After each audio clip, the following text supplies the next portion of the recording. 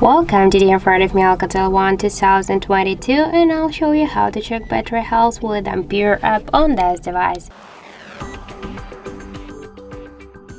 So let's first get the Ampere app from the Google Play, and here in the search pool enter the Ampere.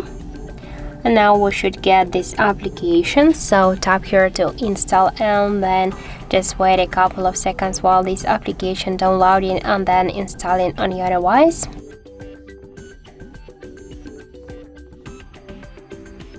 After that, just tap here to open the app. And then click here, yes, I agree, pick close. On the left down corner, tap to OK, and here we can see the information about our device battery health. It's good in our case.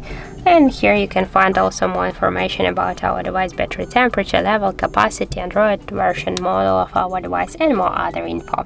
So that's it. Thank you for watching, and if you find this video helpful, don't forget to leave a like, comment, and to subscribe our channel.